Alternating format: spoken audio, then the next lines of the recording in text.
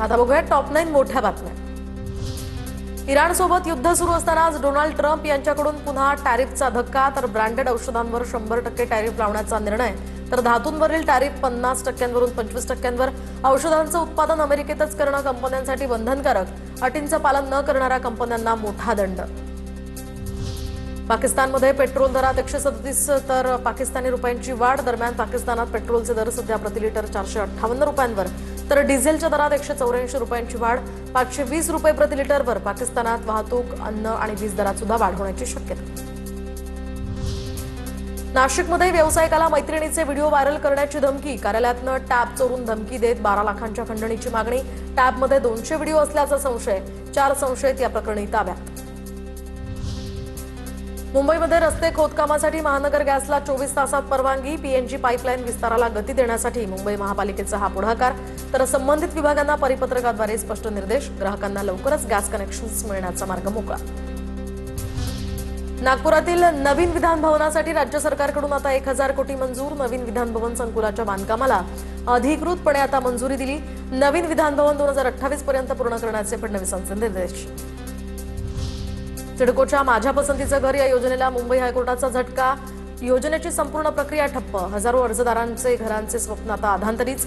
10,000वर घरांचं वाटपपत्र थांबलं। भारतीय हवाई दलाची तेजस हलकी लढाऊ विमानं पुढील आठवड्यापासून पुन्हा उड्डाणासाठी सज्ज। तर एका विमानाचा अपघात झाल्यानंतर 2 महिन्यांपूर्वी संपूर्ण ताफा उड्डाणापासून थांबवण्यात आला होता। विमानांच्या सॉफ्टवेअरमध्ये आढळलेला दोष दूर करण्यात आलाय।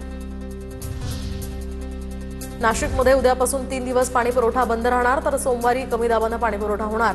जलवाहिन्यांच्या दुरुस्तीच्या कामासाठी पाणी पुरवठा ठप्प राहणार। 3 दिवस पाणी जपून वापरण्याचं प्रशासनाकडून नागरिकांना आवाहन। शाळेच्या नावात इंटरनॅशनल शब्द वापरण्यास बंदी। पालकांची दिशाभूल टाळण्यासाठी राज्य सरकारचा हा निर्णय, तर हा निर्णय आजपासून राज्यभर लागू।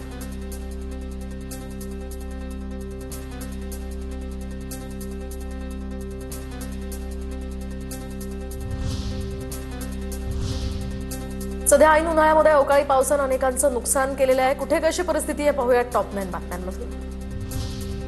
जळगावच्या एरंडोल तालुक्यातल्या उत्राण परिसरामध्ये पाटचारी फुटली, तर फुटलेल्या पाटचारीचं पाणी हे शेतामध्ये शिरल्यानं शेतकऱ्यांचं नुकसान। या घटनेमुळे पाटबंधारे विभागाच्या कामकाजावर प्रश्नचिन्ह उपस्थित। आखाती युद्धाचा धुळ्याच्या भाजीपाला बाजारावर परिणाम। 1000 ते 1200 रुपयांच्या टोमॅटो कॅरेटला 100 ते 150 रुपयांचा भाव। दरम्यान भाजीपाला विदेशात जात नसल्यानं भाव कोसळलेत। भाव भेटत नसल्यामुळे शेतकरी संकटात। धुळ्याच्या कामावर नगरामध्ये या ठिकाणी अवकाळी पावसानं स्लॅब कोसळला, तर 2 चिमुकल्या यामध्ये थोडक्यात बचावल्या। स्लॅब कोसळून 4 चाकी आणि दुचाकी वाहनांचं मोठं नुकसान। सगळी घटना सीसीटीव्ही कॅमेऱ्यात कैद।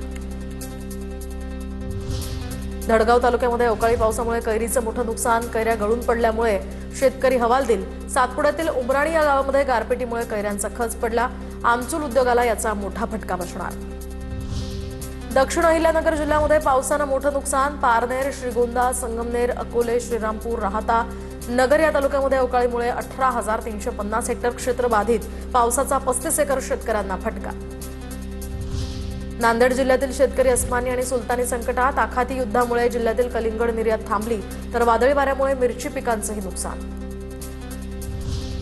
अहिल्यानगरच्या पारनेर तालुक्यामध्ये अवकाळी पावसानं मोठं नुकसान। म्हस्केवाडीमध्ये कांदा, गहू, फळबागांचं नुकसान। वासुंदे, पळशी, वनकुटे, खडकवाडी, पाडळी, आळे, म्हस्केवाडी, रेनवाडी या गावातही पावसाचा मोठा फटका। अवकाळी पाऊस आणि गारपिटीच्या भीतीनं फळबागा उत्पादक शेतकऱ्यांचं डाळिंबाच्या बागेवर आच्छादन। बदनापूर या तालुक्यातल्या शेलगाव इथल्या हरी अंभोरे या शेतकऱ्याचा हा प्रयोग, तर 2 लाख रुपयांचा खर्च आल्याचंही शेतकऱ्याचं म्हणणं। शेतकऱ्याच्या 17 शेळ्यांचा संशयास्पद मृत्यू झाल्याची घटना। धाराशिवच्या तुळजापूर तालुक्यामध्ये गंजेवाडी इथला हा प्रकार। शेतकरी महावीर गंजे यांचे लाखो रुपयांचे यामध्ये नुकसान। प्रशासनानं नुकसान भरपाई देण्याची आता मागणी।